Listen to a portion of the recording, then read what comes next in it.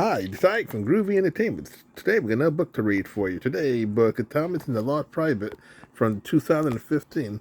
So let's get started.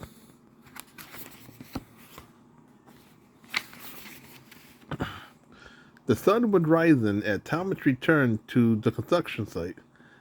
Did I see you with a sailboat last night? Ryan asked him. No, you did not, Thomas peeped. It must have been a dream, Ryan said.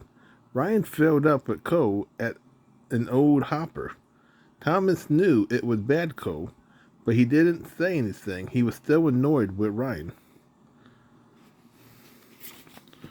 Later on, Ryan fetched some dynamite from the construction work. When he returned, his funnel was spitting sparks. Because of the bad coal, the sparks set the trucks with dynamite on fire. Thomas rushed to help. He tried to push the burning trucks out of the yard. In the confusion, the signalman shushed the tracks, sending Thomas toward the cavern. Thomas' brakes squeaked as the trucks rolled into the huge hole. The dynamite exploded. Bam, bang, kaboom. Sir Topham Hatter was very upset. He ordered Thomas to stay in a siding for the rest of the day. The other engine returned to work. The afternoon was quiet. Then, just as Marlin scooped up one last shovelful of dirt, clunk, she found the buried treasure chest. The next day, everyone was very excited about the discovery, but there was one person who wasn't pleased. Sailor John. I hadn't searched all this time for someone else to find the treasure. Scarf was confused, but you already said we would give it to the museum. It's my treasure, Sailor John.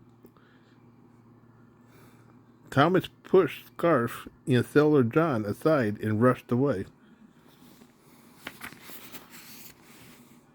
At the end of the day, Thomas returned to the construction site.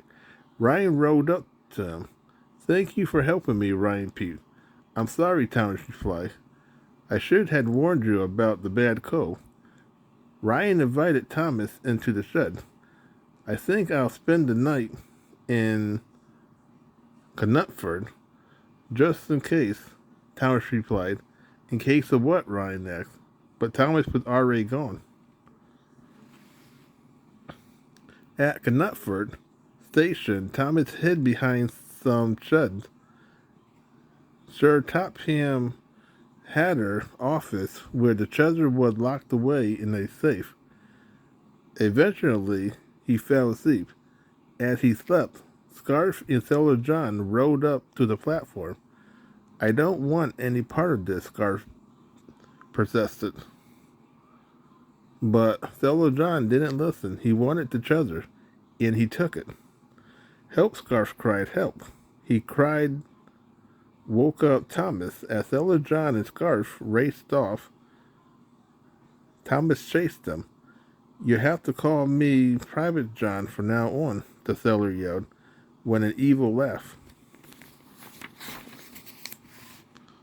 Thomas raced as fast as he could. He whistled a warning to all the nearby trains. The other engine rushed to help.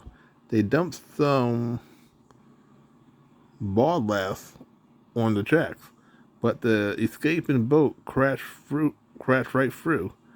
Ryan tried to slow them down, too, but it didn't work. Thomas, Scarf shouted.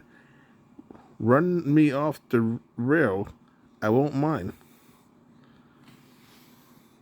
Thomas sped up and bumped Scarf hard. The tiny boat flew off the rails and splashed into the harbor. Screech. Thomas tried to brake, but he couldn't stop. He leaped off the rail and came to rest in the water. Scarf rocked back and forth, taking on water. The treasure is too heavy, he cried. Throw it overboard or we'll be sunk. No, shouted Sailor John. Sail on, I tell you. Scarf hit Sailor John with his boom and knocked him into the water. In the commotion, the treasure tipped overboard too. It sunk straight to the bottom. The police soon arrived and took Sailor John away. Driver reached the treasure. It was delivered to the museum just in time for the competition of the new branch line. Sir Topham Hatter was very proud. Thomas, you are always my number one engine, he said. He let Thomas roll through and break the ribbon to open the line. Thomas was happy to be a really useful engine.